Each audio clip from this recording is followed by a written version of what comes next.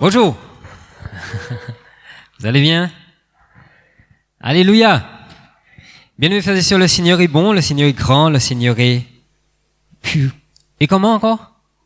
Tout puissant. Waouh. Ça veut dire exactement ce que j'avais envie d'entendre. Pourquoi? Parce que souvent nous disons ces phrases-là machinalement. Nous disons ces paroles-là facilement. Mais est-ce que nous le vivons? Il faut le vivre. Souvent nous disons Dieu est grand, Dieu est fort, Dieu est tout puissant. Ah ouais, bon Dieu c'est bon Dieu est grand. Bon Dieu toute qualité. Oui, c'est vrai frères et sœurs. Est-ce que chaque fois que nous venons dans la maison du Seigneur entre frères et sœurs, nous sommes là pour voir la puissance et la gloire de Dieu? Est-ce que nous venons pour le glorifier, savoir, avoir la révélation de qui il est vraiment? Et vous avez mis tout de suite dans l'interrogation. Eh ouais, ça c'est Dieu qui fait ça. Amen. Bien aimés frères et sœurs, vous savez, on regarde quand nous regardons le monde autour de nous, vous avez le monde, en fait, le monde est bien même dans l'église aussi, hein. Regardez la terre entière, il y a des utilisateurs et des consommateurs de la terre. Nous sommes tous des utilisateurs et des consommateurs de la terre. Parce que le Seigneur a créé un monde, il a placé l'homme afin qu'il domine sur toute chose. N'est-ce pas? C'était marqué dans Genèse, le chapitre 2. Et le premier aussi. En fait, le Seigneur va répéter aussi cette phrase. Mais vous savez, frères et sœurs, que en tant que utilisateurs de la terre, nous sommes plusieurs types d'utilisateurs. Et même concernant l'évangile, nous sommes des consommateurs de l'évangile aussi, n'est-ce pas? Oui, si nous sommes en Christ, nous sommes consommateurs de l'évangile. Et nous sommes tous des consommateurs de l'évangile. Mais il y a plusieurs types de consommateurs. Est-ce que c'est vrai? Regardez dans le monde entier. Vous avez des personnes, prenons l'exemple. Un exemple qui est flagrant, qui est par exemple le téléphone portable. Il y a des personnes, par rapport au téléphone portable, les personnes vont juste prendre un téléphone pour quoi faire? Pourquoi faire? Appeler. J'ai besoin de rien d'autre. Je veux juste appeler. Je veux juste savoir, être joignable à n'importe quel moment, qu'on sache où je suis, tout simplement. Il y a d'autres personnes qui vont, il y a une sœur qui m'a fait, c'est bien, c'est reconnu. Alléluia! Il y a d'autres personnes qui vont prendre un téléphone, mais qui vont se dire quand même, j'ai un téléphone, mais j'ai envie d'avoir un téléphone actuel. On va dire un smartphone. Pourquoi? Parce qu'il a des applications, parce qu'il est actuel, il est actuel. Mais on n'a pas forcément envie d'explorer tout ce que le téléphone nous offre. Bon, on utilise quelques applications, quelques fonctionnalités par-ci par-là. Juste ce qu'il faut, quand on a besoin. Il y a une sœur qui m'a fait, ouais, c'est ton cas?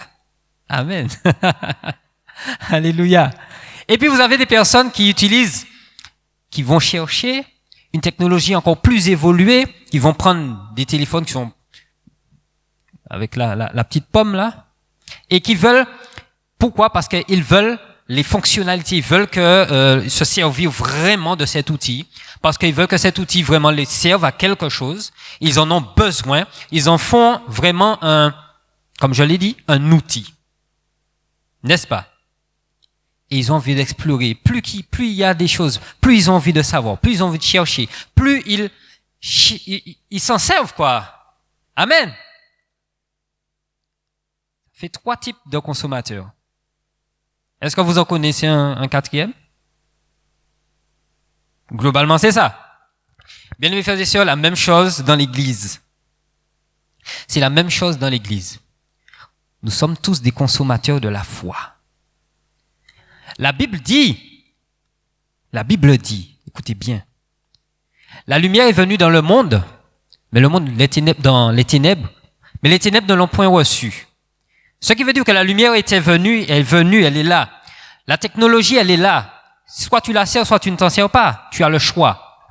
La lumière est venue dans le monde, Jésus-Christ, et il y a des personnes quand on regarde aujourd'hui, il y a des personnes qui fréquentent l'église, mais qui n'entrent pas dans l'église. Est-ce que nous comprenons ça? Il y a des personnes qui viennent parce que ça leur fait du bien d'être là. Il y a des personnes qui reconnaissent que, oui, l'évangile, ça bien, ils veulent se servir de la grâce, ils veulent se servir et être en contact avec la lumière, avec la grâce, mais ils ne l'ont pas accepté. Amen. Vous avez un autre type de consommateur de l'évangile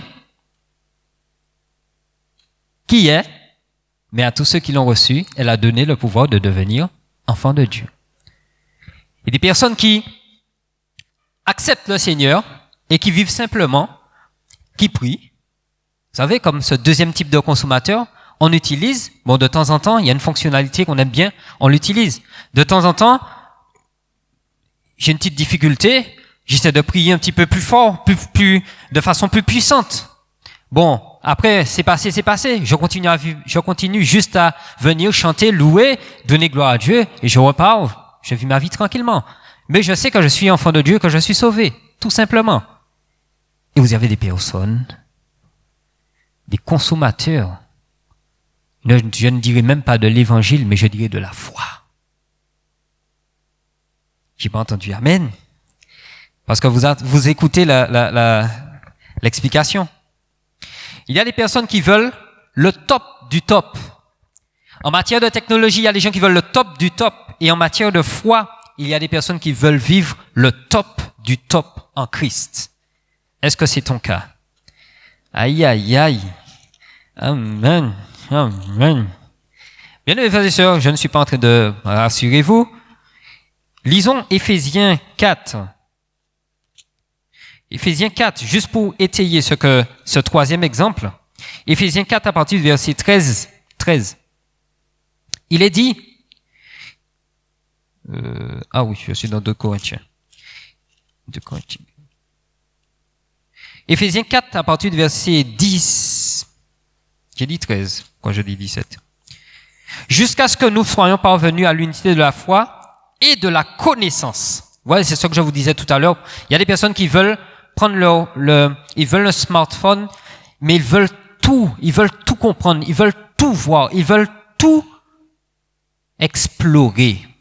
Et là, la Bible parle, l'apôtre parle des personnes qui parviennent à la connaissance du Fils de Dieu et qui deviennent à l'état d'homme fait à la mesure de la stature parfaite de Christ. Ça, c'est le troisième type de consommateur. Mon frère, ma sœur, pourquoi ce n'était qu'une introduction au message? Pourquoi cette introduction? Parce que l'Éternel m'a fait, pendant que je préparais ce message, le Seigneur m'a fait remarquer que lorsque nous entrons, lorsqu'on va voir l'Église, Dieu a un regard sur l'Église. Dieu a un regard sur toi, mon frère, sur toi, ma sœur, et sur moi, premièrement. Le Seigneur regarde quel est notre degré aujourd'hui. Pourquoi? Parce que les temps sont en train de s'achever. Les temps sont en train d'être accomplis. Aujourd'hui, l'Éternel veut un peuple qui se lève, frères et sœurs. Mon frère, ma sœur, si tu es déjà debout, gloire à Dieu. Mais nous allons lire.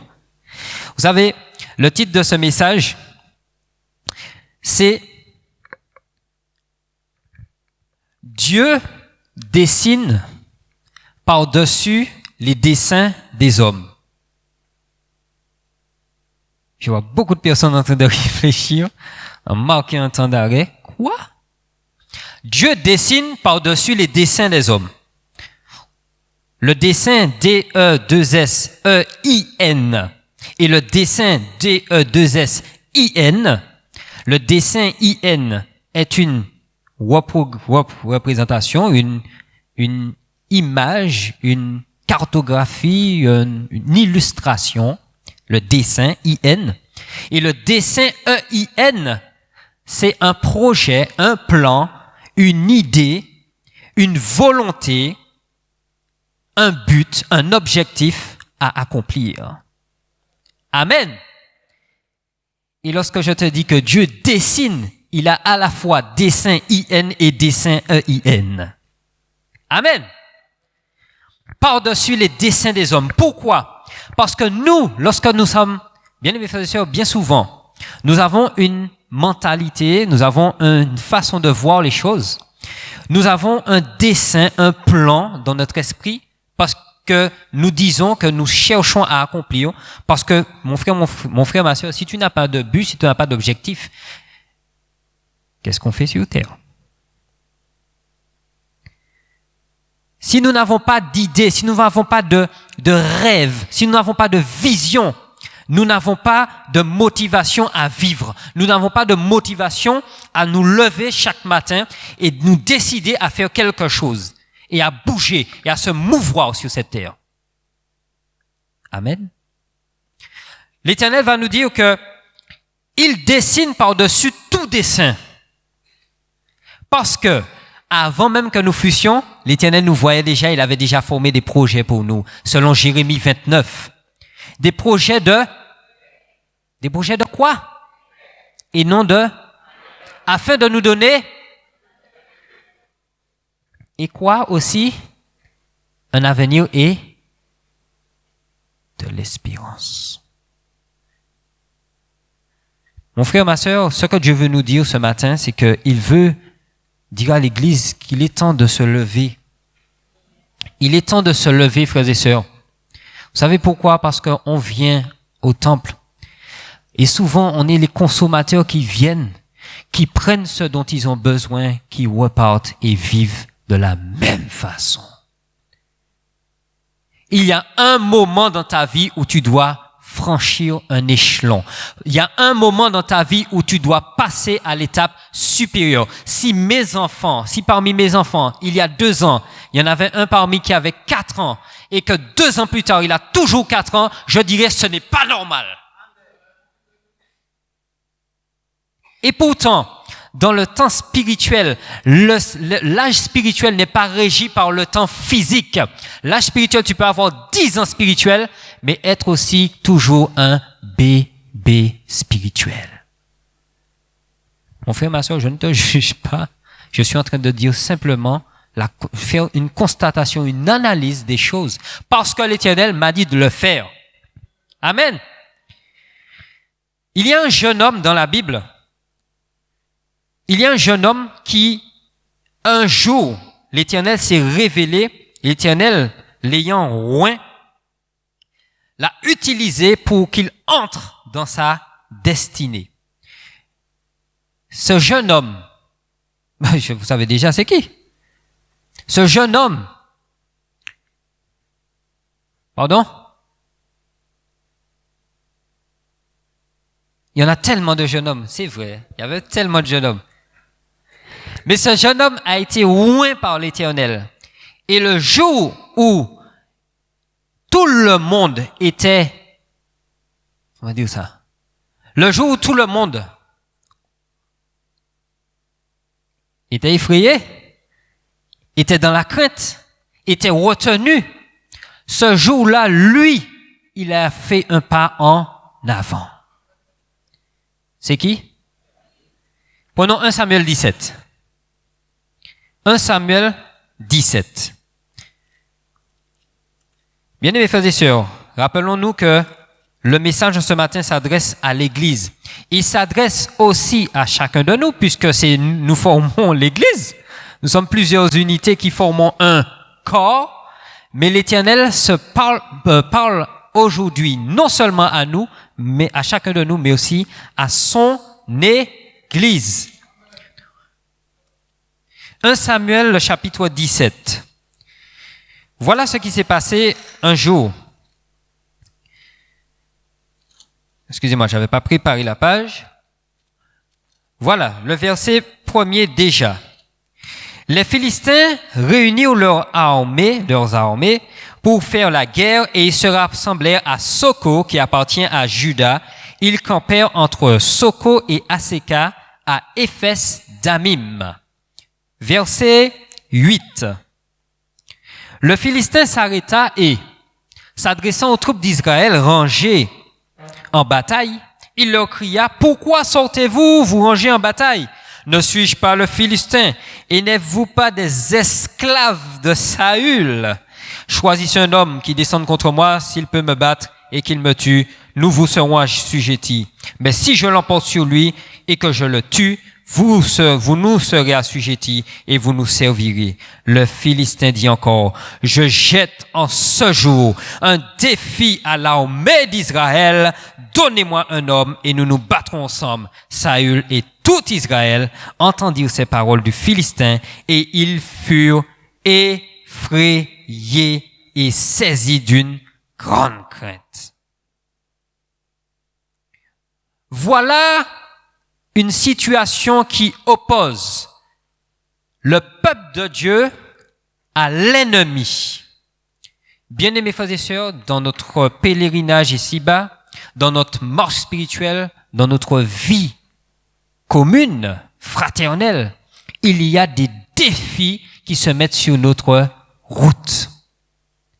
Est-ce que l'Église de Dieu répond aux défis? Est-ce que l'Église de Dieu entre dans son ministère pour combattre? Est-ce que l'Église de Dieu se lève? Bien-aimés frères et sœurs,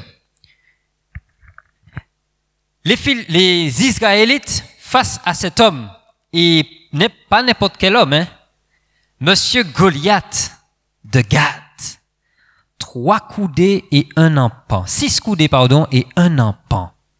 Alors, regarde, il y a des personnes qui ont fait des recherches, qui ont essayé de mesurer et dire combien ça fait. Cet homme faisait près de 3 mètres de haut. Pas petit le bonhomme, n'est-ce pas? 3 mètres de haut. Qui aujourd'hui a déjà rencontré une personne qui fait 3 mètres de haut? Non seulement il n'était pas simplement haut, mais c'était pas un gringalet ou un mexo. Ah, c'était un mec balèze.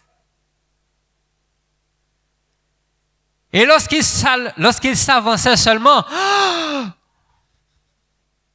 imaginez un homme qui arrive sur vous. 3 mètres de haut.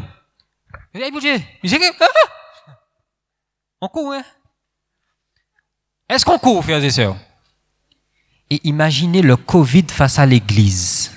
Est-ce que l'Église court? Voici là où le Seigneur veut en venir avec nous. C'est pas un message qui parle du Covid. Non, pas du tout. C'est pour nous montrer que l'Éternel nous montre l'Église est face à des défis dans ces derniers temps. Est-ce qu'on fait comme l'armée d'Israël? On a peur, saisi d'une grande frayeur.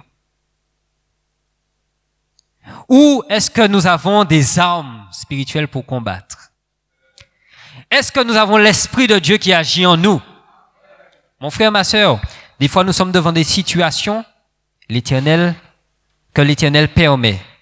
Que fais-tu, mon frère? Que fais-tu, ma sœur? Église, que faisons-nous?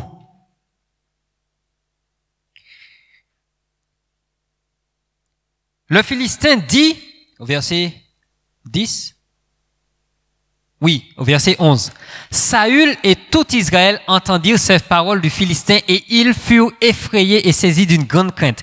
Regardez le verset 12. Il commence par quoi? Par quel mot? L'armée était saisie d'une grande crainte. Oh, David. Mon frère, ma sœur, puisses-tu dire ton prénom? Dire, oh, David. Mon frère Jean-Claude, est-ce que tu peux le dire? Béni soit l'Éternel. Mon frère, ma sœur, on doit le proclamer. On doit le dire. Ça veut dire que, là où Paca dit ça, ça veut dire que tu es dans le même état d'esprit. Excuse-moi, je ne te juge pas, mon frère, ma sœur. Je t'explique quelque chose. Pour ne pas être dans le même état d'esprit qu'Israël, tu dois aussi proclamer. Oh, David. Est-ce que tu peux dire ton prénom? Est-ce qu'on peut le dire ensemble? On le redit ensemble. Oh, David. Et toi, tu dis ton prénom. Tu dis pas David, hein? Amen. Oh, David! Qu'est-ce qui c'est? David était fils d'un Éphrasien, de Bethléem, de Juda, nommé Isaïe, qui avait 8 fils et qui, du temps de Saül, était vieux et avancé en âge. David était, vous avez il y a ce verset qui dit, et toi, Bethléem, Ephrata. Michée 5. Alléluia. Michée 5 qui va dire, et toi, Bethléem, Ephrata, de toi naîtra celui qui dominera sur Israël. David était en fait la préfiguration de Jésus qui venait dans le monde. Parce que c'est David qui a été élevé plus tard sur le royaume d'Israël. Et ça, le verset là a noté, a marqué le temps que David devait entrer dans son ministère. C'est pour cela que je te dis, mon frère, ma sœur, proclame aussi, oh David, tu dois entrer dans ton temps aussi. Parce que le temps que nous sommes parvenus, c'est plus un temps pour dormir. Nous pas là pour jouer encore. Frères et sœurs, Jésus va venir bientôt. Quel bilan aurons-nous devant le Seigneur Jésus lorsqu'il viendra chercher son Église? Comme il a fait le bilan devant les serviteurs qu'il avait remis des talents à 3,5, à 3,2, à 3,1. Qu'est-ce que nous allons dire? Les talents sont dans nos mains, frères et sœurs. La parole est dans notre main, mais elle ne doit pas être seulement dans notre main, elle doit être aussi dans notre cœur. Oh, David! Parce que David avait, la Bible a dit que David était un homme selon le cœur de Dieu. Ça veut dire quoi? Ça veut dire que Dieu était sensible à David parce qu'il trouvait en David son image. David était rempli de l'Esprit de Dieu. Aujourd'hui, dans l'Église, lorsque nous entrons dans le corps de Christ, nous avons le Saint-Esprit. Et parfois, nous arrivons dans le temple, dans la maison du Seigneur. Nous sommes comme ça. Nous avons même envie de dormir. Et nous repartons. C'est fini. Et nous repartons. Bien-aimés, nous ne devons plus venir et repartir vide. Si tu es venu vide, ne repars pas vide. Sois rempli au nom de Jésus. Est-ce que tu comprends? Mon frère, ma sœur, l'Éternel parle à l'Église ce matin. David, il était le plus jeune, au verset 14, il était le plus jeune des fils. Il avait 8 fils. Le père de David avait 8 fils, 8 garçons. David, lui, il était le plus jeune. Il sera missionné pour aller porter de la nourriture à ses frères. Le père de David qui est Isaïe va dire, David, tes frères sont sur le champ de bataille, les 3 premiers, Eliab, Abinadab et Shama. Ces 3-là, ils sont sur le champ de bataille. Va porter de la nourriture, tu vas prendre plusieurs choses, et tu vas apporter pour eux, pour les ravitailler. Parce que le conflit dure un certain nombre de jours. Mais toi, va sur place. David va charger cet âne, un âne. Il va partir avec tous ces victuailles et tout. Et au verset 22, David arrive sur le champ de bataille. Il remet donc les objets qu'il portait entre les mains au gardien des bagages. Et une fois qu'il s'est débarrassé, David, rempli du Saint-Esprit, court vers ses frères parce qu'il veut savoir, non seulement il doit ramener des nouvelles, il doit prendre des nouvelles et ramener les nouvelles à son père, mais en plus, David veut voir ce qui se passe. David va et court vers ses frères. Aussitôt arrivé, il demande à ses frères comment ils se portaient. Tandis qu'il parlait avec eux. Alors, il y a quelque chose que nous allons revenir au verset 20 parce que il y a quelque chose de très important. Quand David se leva de bon matin, il laissa les brebis à un gardien, puisque David était berger.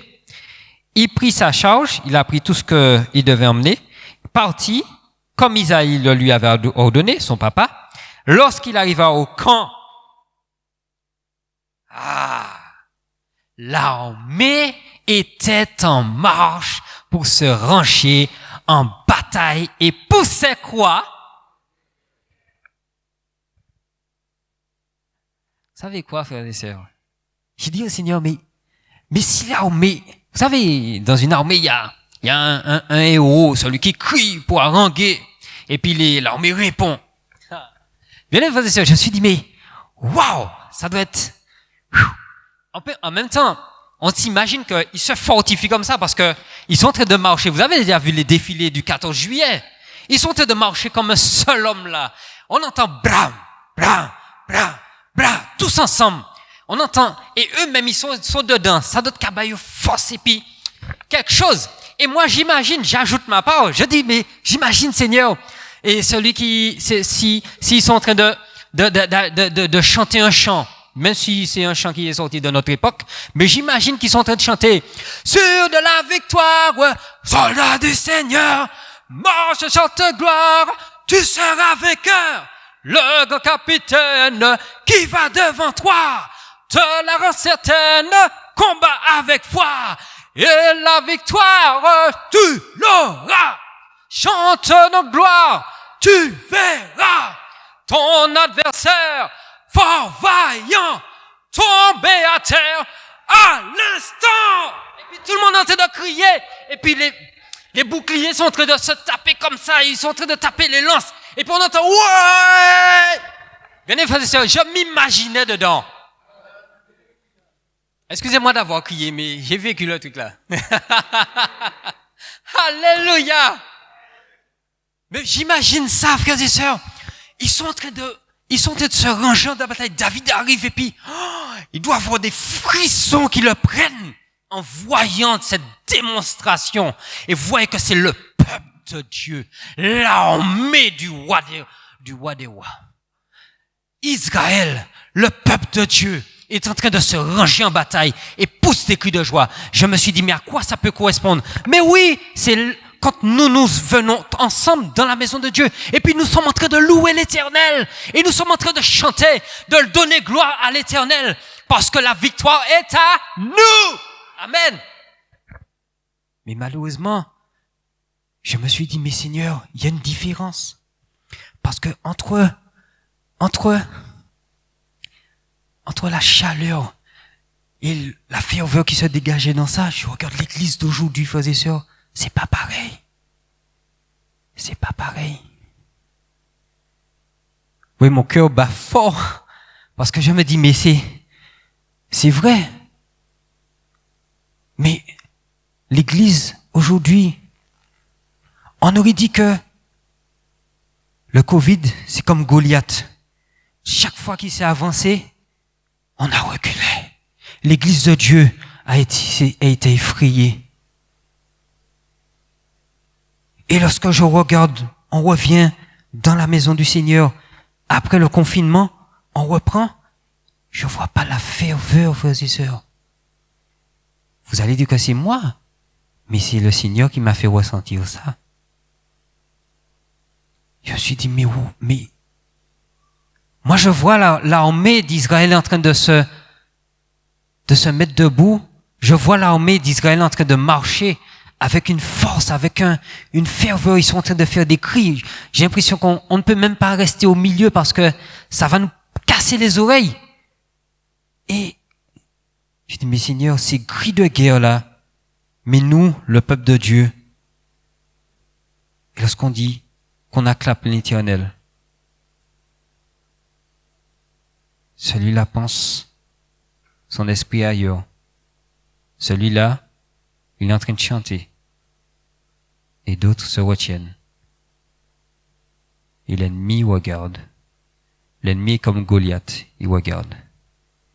Et il crie sur nous. Parce qu'il a vu que Israël a peur. Il a vu que la crainte a saisi Israël. Alors il s'avance.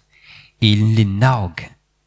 Il va même les mépriser. N'êtes-vous pas esclaves de Saül, le peuple de Dieu? Waouh! Et quand on continue, au verset 24, à la vue de cet homme, tous ceux d'Israël s'enfuirent devant lui, alors qu'il poussait à l'instant des cris de guerre. Alors qu'il pousse des cris de guerre, le Satan fait bouh, que tiens qu'à courir d'air. Alors, je me pose une question. Qui sommes-nous? Que sommes-nous? Et que faisons-nous? J'ai dit une, mais c'est toi. Mais qui sommes-nous? Que sommes-nous? Que faisons-nous? À la vue du Philistin, c'est la même chose. C'est 12 espions qui ont été envoyés pour explorer le pays de Canaan. 10 ont dit, mon Dieu, nous étions à leurs yeux comme des sauterelles. C'est un pays qui dévore ses habitants. Mon Dieu, nous péquons ça, n'y fait rien là. Par contre, c'est là où coule le lait et le miel. Hein. Par contre, ça, on a vu ça. Mais derrière, lorsque Dieu demande des hommes et des guerriers pour se battre, il n'y a plus personne. Mes frères et sœurs, je suis au même rang que vous. Je suis au même rang que vous. L'Éternel s'adresse à l'Église, pas à une personne en particulier. En même temps, c'est pour chacun de nous, mais c'est pour l'Église. Alléluia. Oh mon Dieu! Seigneur, aide-nous. Alors, pendant que ils sont en train de... Alors voilà, vous voyez la correspondance avec ce qu'on dit. Les espions qui ont été envoyés par Moïse, bien sûr, il y a eu 2 parmi qui ont parlé selon l'Esprit de Dieu. Ils ont dit, nous les vaincrons. Nous, l'Éternel a déjà mis ce pays en notre possession. Nous irons, nous les vaincrons. Oui, parce qu'ils étaient animés par l'Esprit de Dieu. Et tout à l'heure, nous allons voir qu'est-ce qui nous fait parler d'une certaine façon ou alors d'une autre façon. Qu'est-ce qui fait certains dire, comme les 12 espions, 10 parler d'une certaine façon et 2 parler d'une autre. Eh bien, regardez aussi, c'est la même chose. Verset suivant. La même chose. Ils disent, chacun disait, avez-vous vu s'avancer cet homme? C'est pour jeter à Israël un défi qui s'est avancé. Si quelqu'un le tue, et puis regardez ce qu'ils disent derrière. Le roi le comblera de richesses. Il va lui donner sa fille. Il va affranchir la maison de son papa. Il peut payer l'impôt encore pièce. Mais personne n'a qu'à faire un petit pas. Hein? On regarde, voici le pays où coule le lait et le miel. Ah oui, nous avons regardé ce qu'on a apporté. Comment on fait porter alors qu'on dit que les habitants, même qu'à manger mon gars là, et où ils veulent mettre la main en le bail là, où ils veulent chailler. Tu vois pas qu'il y a un non-sens quelque part?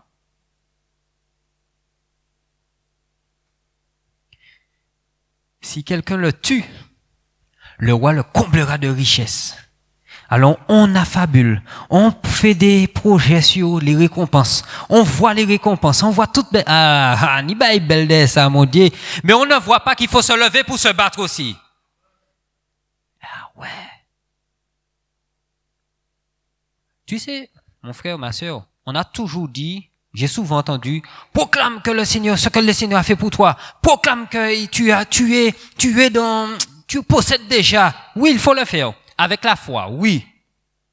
Mais la foi, c'est aussi les œuvres. Ben oui. La foi, c'est aussi les œuvres. Et ouais. Je proclame que j'aurai une grosse maison, béni soit l'Éternel, parce que l'Éternel m'a dit qu'il me comblera de bien. Béni soit l'Éternel. J'aurai 2 maisons, j'aurai 3 maisons, j'aurai aussi 2 entreprises, j'aurai ceci, j'aurai cela, je vais donner à mes frères et sœurs, je vais faire des largesses, je donnerai, je serai dans l'eau. Oui. Ah ouais, je le proclame, mon Dieu, ça, c'est ça m'a dit. Le nom de Jésus m'a signé, jouta là, le temps. Oui, je ne te dis pas de ne pas le faire. C'est pas ce que je te dis, mon frère. Mais avec la foi, il y a aussi les œuvres. Mais n'oublie pas aussi que l'Éternel te dit dans Deutéronome 28, si tu obéis à ma voix, si si tu observes tous mes commandements que je te prescris, oui, je ferai pour toi. Tu auras la bénédiction et la grâce marcheront avec toi. J'ordonnerai à la bénédiction d'être avec toi. C'est Dieu lui-même va ordonner à la bénédiction. Tu seras comblé de biens, tu seras comblé de toutes choses. Oui, au nom de Jésus, tu auras des richesses, tu auras des biens, tu auras tout. Mais si tu obéis à l'Éternel ton Dieu et si tu le crains, si tu observes ses commandements et que tu mets en pratique sa parole. Si tu payes le prix. Verset suivant. David alors dit aux hommes qui se trouvaient près de lui. Bien aimé, c'est là, lorsqu'on entend des paroles comme ça, on doit dire « Oh David ». Je dois dire « Oh David ». Qu'est-ce qu'il a dit « Oh » là? Il y a un enfant qui a dit « Oh ». Raphaël? C'est bien Raphaël. Oh Raphaël, il a déjà signé sa progression. Béni soit l'Éternel. David dit aux hommes qui se trouvaient près de lui, que fera-t-on à celui qui tuera ce Philistin et qui ôtera l'opprobre? Ça veut dire que l'Église est lorsque l'Église accepte une domination, l'Église est dans la crainte, l'Église ne se lève pas, l'Église ne réagit pas. Ça veut dire que il y a déjà une opprobre sur l'Église de Dieu. Vous vous rendez compte? Alors que Dieu nous a déjà tout donné, alors que nous sommes une race élue, un sacerdoce royal, nous avons des habits. Mais qui sommes-nous, frères et sœurs? On ne prend pas. Bien aimés frères et sœurs, j'en ai pris pour mon grade lorsque l'Éternel a commencé à m'interroger. Mais qui es-tu? Où vas-tu? Que fais-tu? J'ai fait qui de toi? Et tu es en train de réaliser que tu es comme Job. Lorsque l'Éternel t'instruit, tu fermes ta bouche. Parce que tu reconnais que tu es bas et à terre et rien. Qui ôtera l'opprobre de dessus Israël? Qui est donc ce Philistin, cet incirconcis? Un monde qui pas même enfant de Dieu qui arrive, qui a venu. Celui-là, la Bible nous dit que les gens du monde sont étrangers à la vie de Dieu. Ils sont aveuglés. Ils ne connaissent rien de Dieu. Et puis toi qui as le Dieu tout-puissant, l'Éternel, le roi des rois, créateur du ciel, de la terre, de la mer, celui qui a pris les clés de la mort et du séjour des morts, qui domine sur le ciel, domine sur la terre et qui domine sous la terre aussi. Et puis cet incirconcis qui vient nous parler contre le peuple du Dieu vivant. On continue. Le peuple répétant les mêmes choses lui dit, c'est ainsi que l'on fera à celui qui le tuera. Les récompenses. Eliab, le frère aîné de David qui avait entendu David parler avec les autres, il fut enflammé de colère contre David. Pourquoi? Il a dit, pourquoi es-tu descendu, hein? Toi, à qui as-tu laissé ce peu de brebis dans le désert? Je connais ton orgueil et la malice de ton cœur. C'est pour où t'es besoin, où t'es besoin connaître, hein? Regardez, et puis, qu'a parlé là, qu'a fait nous honte là. Retournez kay papa. C'est pour voir la bataille que tu es descendu. Ou trop, comment dit ça encore? Ou trop en affaire. Voilà. En affaire, oui. C'est ça, où t'es les savent. Bien aimés frères et sœurs. David est animé de l'Esprit de Dieu. Eliab, son frère, est dans la chair. Voilà deux positions et deux paroles différentes. Est-ce qu'on peut prendre 1 Pierre 2, verset 2? 1 Pierre 2, verset 2. La Bible nous dit que désirez comme des enfants nouveau-nés le lait spirituel et pur, afin que par lui, vous croissiez pour le salut. David avait déjà bu à ce lait spirituel. David était en pleine croissance. Eliab ne pouvait pas entrer dans le même état d'esprit que David. Il n'a pas rejoint David. Il n'était pas au même niveau. Parce que le Saint-Esprit, l'Esprit de Dieu avait saisi David. Est-ce qu'on peut prendre aussi 1 Corinthiens 3, le verset 2? Et écoutez ça. Je vous ai donné du lait, non de la nourriture solide. Pourquoi? Parce que vous ne pouviez pas la supporter. Et vous ne le pouvez même pas à présent là. Parce que vous êtes encore. Voilà ce qui empêche à l'Église de Dieu de progresser. Parce que nous sommes encore trop charnels. Je dis trop. Mais il a dit, vous êtes encore charnels tout court. Manise a fait trop là. Voilà ce qui empêche à l'Église de Dieu de progresser. Parce qu'il y a des personnes qui sont encore charnelles, qui vivent selon la chair. Eliab a répondu selon la chair. Le peuple de Dieu a eu une attitude selon la chair. Vous pensez que c'est à l'Esprit de Dieu qu'on fait peur? Romains 8 dit quoi? Nous avons reçu un esprit d'adoption par lequel nous crions quoi?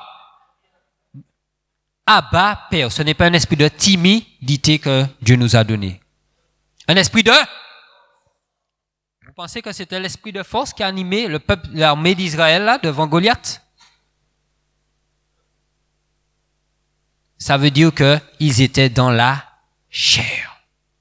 Mon frère, ma sœur, voici une des raisons pour lesquelles souvent, nous avons besoin qu'on prie pour nous et que nous ne pouvons pas nous-mêmes prier des fois. C'est-à-dire que nous prions, mais la puissance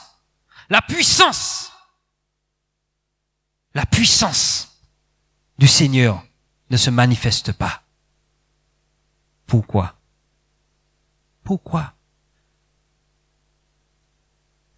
Je ne veux pas mettre qui que ce soit mal à l'aise, frères et sœurs, mais je dis le message que Dieu m'a donné. Dieu m'a donné un message, je le dis.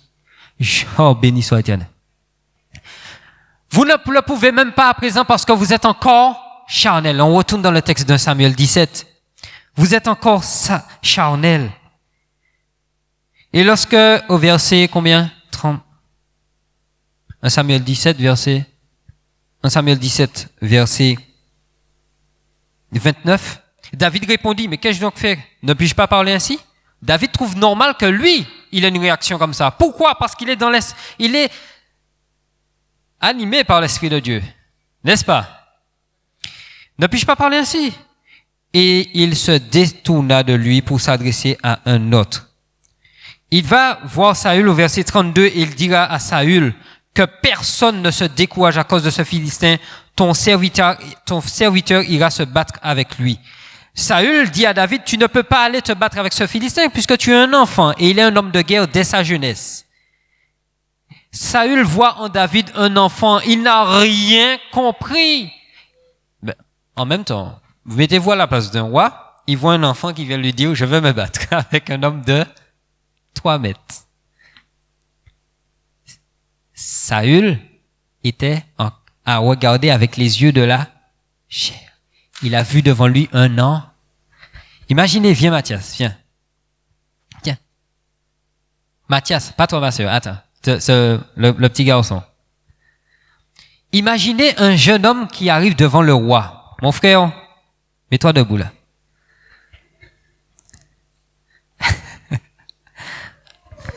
Voici le roi Saül qui attend que un héros se lève. Un jeune homme arrive devant le roi Saül et lui dit, tu vas lui dire, ne crains pas, roi. Ne crains pas, roi. J'irai me battre avec le Philistin. Alors je vais te laisser. Tu as retenu la phrase? Alors David arrive devant le roi et il dit, ne crains pas, roi, je vais me battre avec le Philistin. Vous imaginez?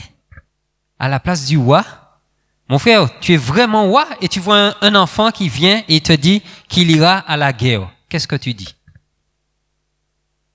Tu es trop jeune. Tu es trop jeune pour te battre contre un Philistin. Est-ce que c'est la même réaction que vous auriez eue? Soyons francs. Mais est-ce que c'est à première, tu vois un enfant arriver devant toi et il te dit qu'il va se battre. Moi-même, je vois mon fils Ézéchiel arriver et me dire, il y a un monsieur dehors là, je vais aller le chasser. Merci, vous pouvez aller vous asseoir.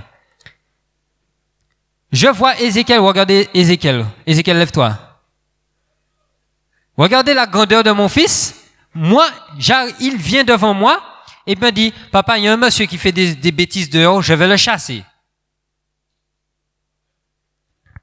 Je vous assure que sur le coup, il y a un blanc là. J'analyse, je dis, attends, quoi? Je réalise, mon enfant est en train de me dire qu'il y a quelqu'un qui est en train de faire des bêtises dehors. Ok, c'est une chose. Deuxièmement, lui me dit qu'il ira le chasser. C'en est une autre. Alors, Saül, lui, il a une réaction. Il regarde, il dit, mais tu es trop jeune, tu es un enfant. Et cet homme-là, depuis sa jeunesse, c'est un homme de guerre. Regarde la taille du bonhomme là. Tu vas réussir à renverser quelqu'un comme ça? Un colosse comme ça? Mais personne d'entre nous ne peut le faire. Ça fait 40 jours qu'on est debout là. On est enlisé dans la boue. On n'arrive pas à avancer. Voilà ce que les défis provoquent. Enliser l'Église. Le défi du Covid a enlisé d'une certaine façon l'Église. On n'imagine pas ces correspondances-là de la parole de Dieu. Le Goliath, chaque fois qu'il s'avançait, l'armée se lève pour se ranger en bataille et pousse des cris de guerre. Mais lorsqu'ils arrivent sur le champ de bataille, Goliath arrive, bouh! 40 jours. Et je me suis rendu compte que pendant le deuxième confinement, il a duré entre 40 et 45 jours. Le deuxième confinement. Eh oui. Mois de novembre et une partie de décembre. Entre 40 et 45 jours. L'église était fermée. Mais les chrétiens, les enfants de Dieu, qu'est-ce qu'on faisait pendant ce temps-là? Eh oui.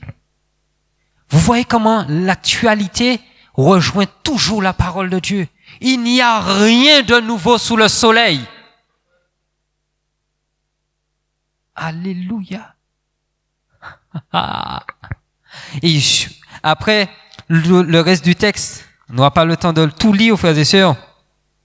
On va lire directement le verset 38 d'abord. Saül fit mettre ses vêtements à David, il plaça sur sa tête un casque d'airain, le revêtit d'une cuirasse, ceignit l'épée. David ceignit l'épée de Saül par-dessus ses appuis et voulut marcher.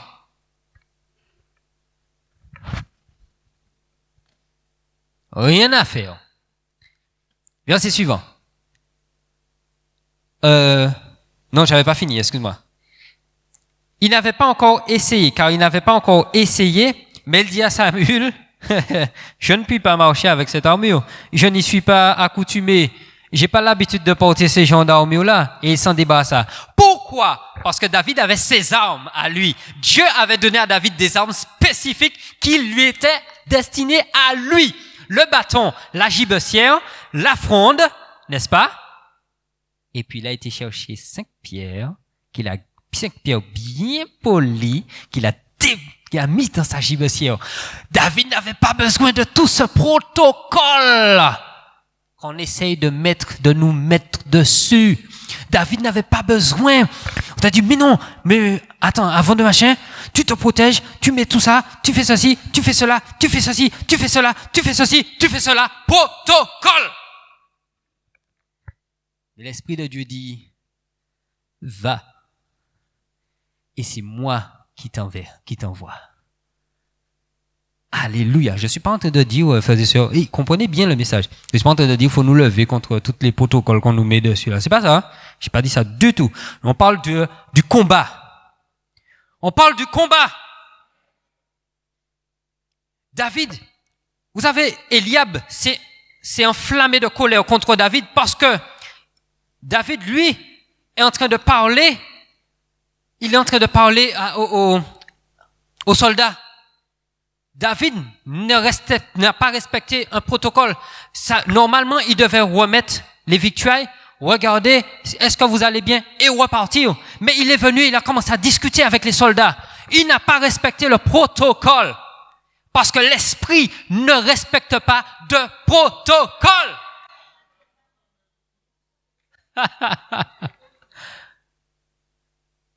Le vent souffle, tu en entends le bruit, mais tu ne sais d'où il vient, ni où il va. Tel en est de l'esprit. Celui qui est né de l'esprit.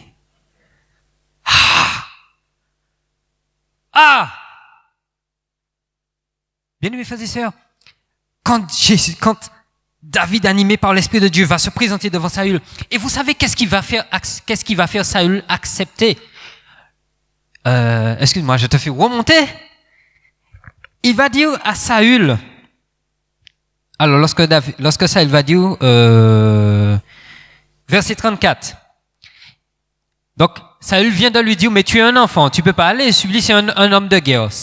David répond à Saül quoi? Ton serviteur faisait paître les brebis de son père. Et quand un lion ou un ours venait en enlever une du troupeau, je courais après lui. Je le frappais et j'arrachais la brebis de sa gueule. S'il se dressait contre moi, je le saisissais par la gorge et je le frappais et le tuais.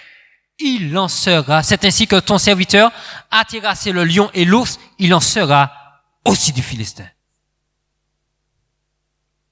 Un enfant!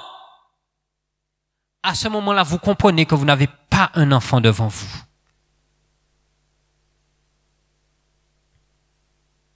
Il a insulté l'armée du Dieu vivant. Il en sera ainsi, comme j'ai fait à l'ours, comme j'ai fait au lion. Il en sera aussi du Philistin.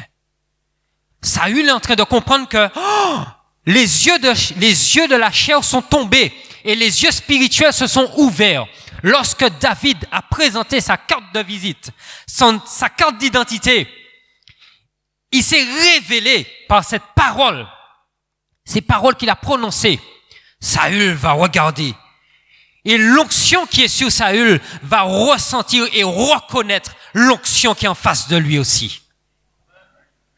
Mon frère, chacun de nous avons reçu de Dieu. La Bible nous dit que le Saint-Esprit a réparti à chacun selon sa volonté. À chacun comme il veut. 2 mesures, 3 mesures, une demi-mesure. Mais nous avons tous quelque chose. Nous avons tous quelque chose.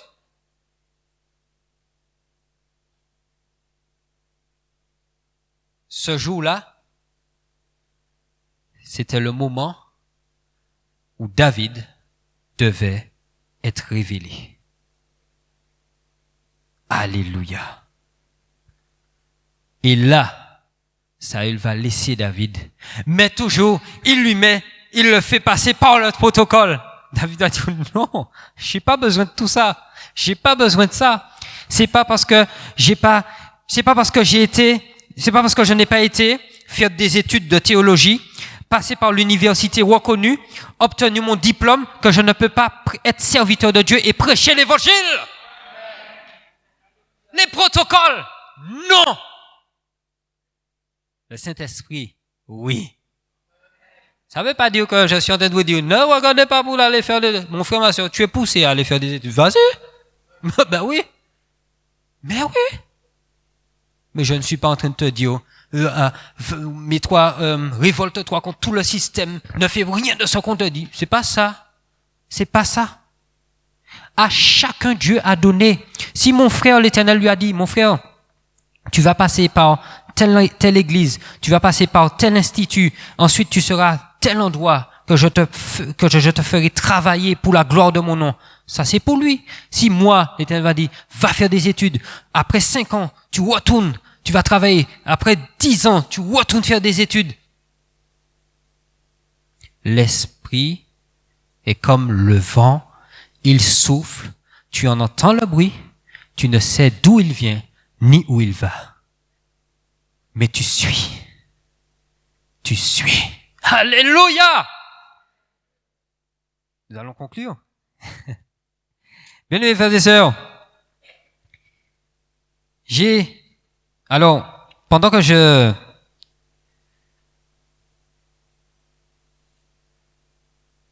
Pendant que je préparais,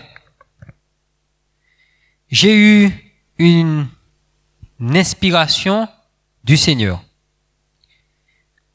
J'ai vu les anciens, les responsables, pour savoir, nous faisons rien qui ne soit contraire. Vous savez, le Seigneur nous dit toujours de nous soumettre. Nous nous soumettons. Et je vais vous lire, frères et sœurs, ce que le Seigneur a mis dans mon cœur pour l'Église de Dieu. Et c'est direct. Que fais-tu, Église? Je désire tant te démontrer ma puissance. Ne te mets pas sous un carcan, sous un joug de servitude.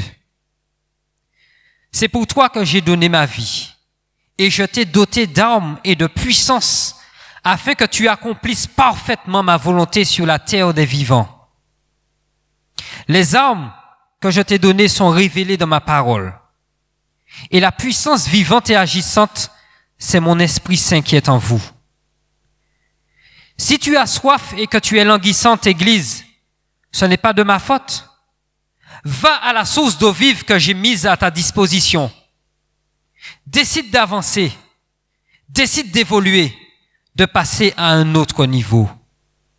Ma puissance s'accomplit dans ta faiblesse. Toi qui étais à l'état d'ossement, je t'ai donné une chair. Toi qui étais nu, je t'ai vêtu d'habits royaux et j'ai mis sur toi un sceau afin que tu m'appartiennes jusque dans la vie éternelle. Église, reprends-toi, car la création attend en soupirant la révélation des fils de Dieu. Mais comment verront-ils? Comment comprendront-ils si personne ne se lève? Ne t'endors pas, Église.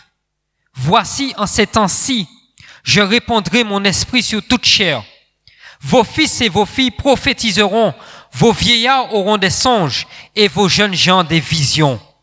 Ainsi en est-il de ma volonté souveraine. Toi, tiens-toi debout. Amen, amen et amen. Nous pouvons donner gloire à Dieu.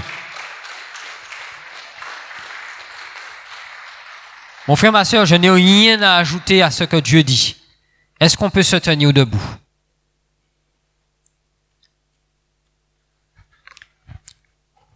Le Seigneur nous montre que malgré les desseins que les hommes peuvent tracer pour leur vie, ou même les desseins que parfois les parents ont pour leurs enfants, ou même les desseins que les ennemis du peuple de Dieu ont contre le peuple de Dieu, l'Éternel nous montre en fait qu'il dessine par-dessus tout dessein.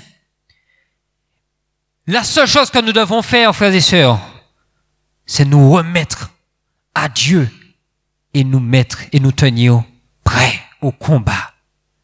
L'Éternel nous a tout donné. Tu ne dis pas Amen?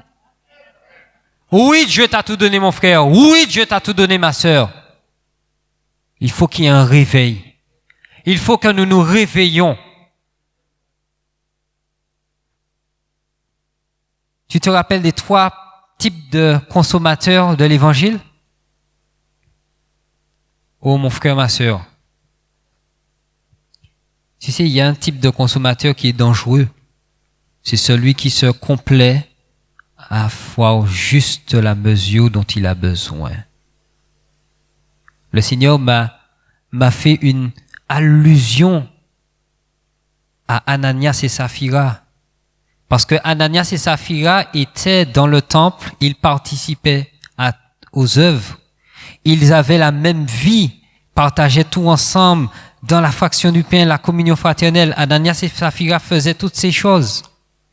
Ananias et Saphira avaient une vie dans l'église, comme nous aussi. Mais Ananias et Saphira, un jour, le piège pour eux, c'est que ils se sont enorgueillis et ils ont décidé de mentir au Saint-Esprit. Ils se sont détournés. Un jour, leur cœur a été touché par le tentateur. Et ils sont morts.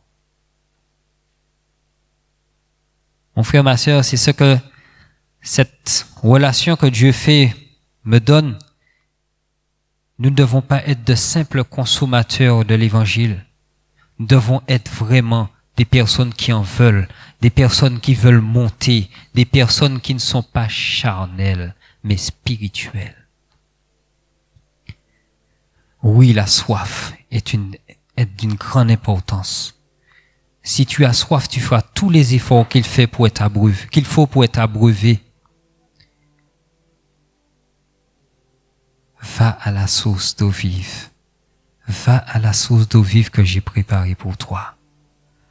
Mon frère, ma sœur, est-ce que je vais te laisser t'exprimer devant Dieu.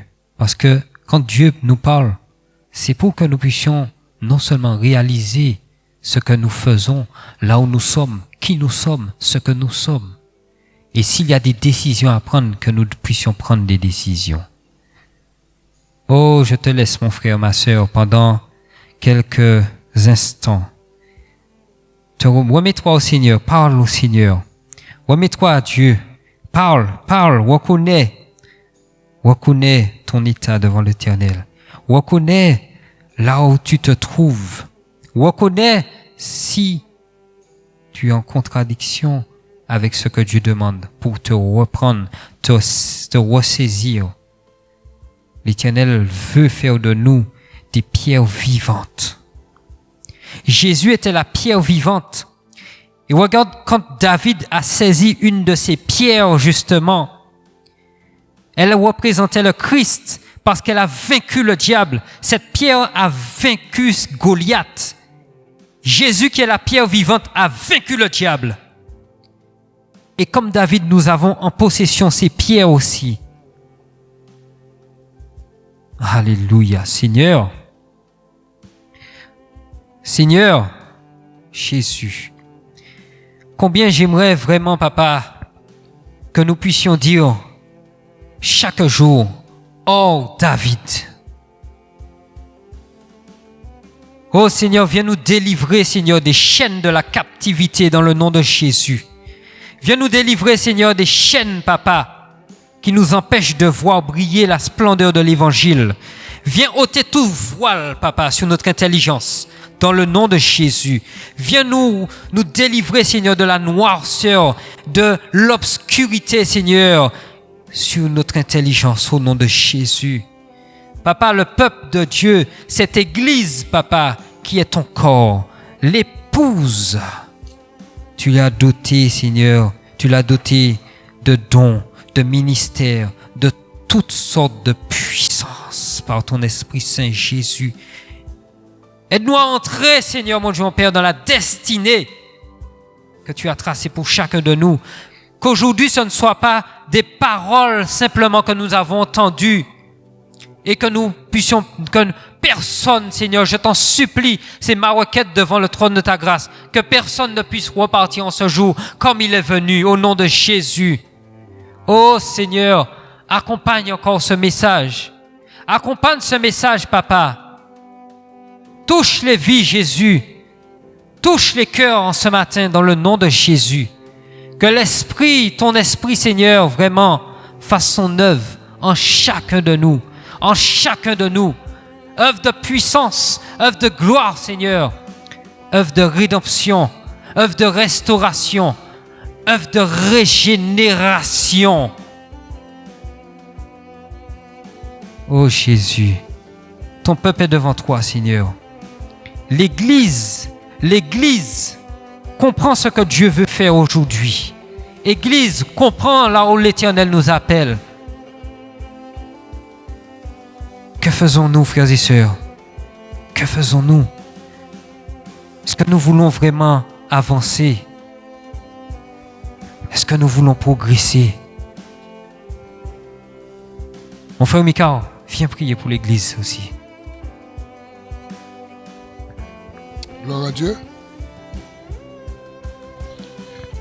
Dans 2 Timothée, le chapitre 2, le verset 4, il est dit qu'il n'y a pas de soldat, s'il veut plaire à son maître, celui qui l'a enrôlé, qui s'embarrasse des affaires de la vie.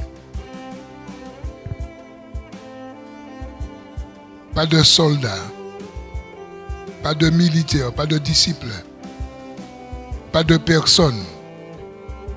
Si vraiment le soldat veut plaire à son maître, il doit se débarrasser. C'est ça en fait. Il doit se débarrasser. Il y a tellement d'affaires, tellement de choses qui nous empêchent de travailler pour la gloire de Dieu. Et ce message en ce jour, c'est un message pour l'Église. Pour l'Église. Pour chacun de nous. Pour ceux et celles qui ont donné leur vie à Jésus. Pour ceux et celles qui sont repentis, convertis, baptisés. Ceux et celles qui ont pris un jour une décision. Ce message-là aujourd'hui, c'est pour l'Église. C'est pour les disciples et c'est pour les soldats. Et c'est pour chacun, c'est pour moi. C'est pour chacun de nous.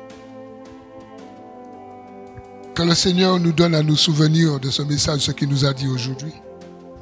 Pour que chacun de nous, que nous puissions regarder quelles sont les choses de ce monde qui nous empêchent de confronter, d'affronter et de battre le Goliath qui est en train de nous faire peur. Le Goliath qui est en train de nous faire fermer notre bouche. Que chacun de nous, que nous puissions analyser de quel Goliath s'agit-il. Quel Goliath qui m'empêche d'être le soldat que Dieu a fait de moi. Parce que Dieu a fait de nous un soldat. Mais il y a un Goliath qui se tient entre nous et Dieu. Mais seul Goliath, tu peux l'abattre. Parce que pour Christ, il est déjà abattu. Seigneur, je te remercie pour ta grâce. Je te remercie pour ton serviteur David. Il est venu vers toi. Il s'est tenu devant ta face. Et tu lui as donné ce message. Il s'est tenu devant ta face. Et tu lui as communiqué ta volonté. Il est venu, Seigneur. Il a cherché ta face. Et tu lui as dit, Seigneur, ce que tu veux nous dire. Parce que nous sommes dans ces temps compliqués, difficiles. Nous sommes dans ces temps de la fin.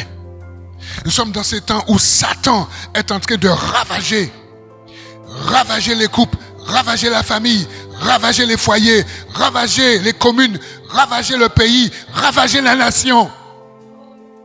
Nous sommes dans ce temps où, Seigneur, tu veux que tes soldats, ton armée se tiennent debout au garde à vue pour se battre. Et notre prière, Seigneur, en cet instant, Seigneur, c'est que nous puissions nous débarrasser de tout ce qui nous embarrasse, tout ce qui nous empêche d'être des David. Parce que tu as fait de nous des David. Mais il y a des choses que nous devons nous débarrasser, des choses que nous devons cracher, vomir, dans le nom de Jésus-Christ de Nazareth. Papa, que tu puisses nous toucher, chacun de nous, et que chacun de nous, que nous puissions prendre cette ferme résolution pour nous débarrasser de ces choses. Que ça soit la crainte, la peur, que ça soit, Seigneur, une chose matérielle, physique, que ça soit une personne, une influence, quelqu'un qui nous empêche d'avancer, une personne qui nous embarrasse, qui nous donne des conseils qui ne viennent pas de toi. Puisses-tu passer dans les rangs afin que nous nous dépouillions des choses qui nous empêchent d'avancer. Afin que tous les Goliaths de nos vies soient par terre dans le nom puissant de Jésus-Christ de Nazareth. parce que tu nous as dotés, tu nous as donnés, tu nous as équipés. Il est dit que nous avons tout pleinement en Jésus-Christ. Il n'y a rien que nous manquions. Nous avons tout pleinement en Jésus-Christ. Et parce que nous avons tout pleinement en Jésus-Christ, Seigneur, je prie, éternel notre Dieu, pour que nous nous tenions, Seigneur, vraiment à la brèche. À la brèche. Merci, Seigneur, pour ton Église.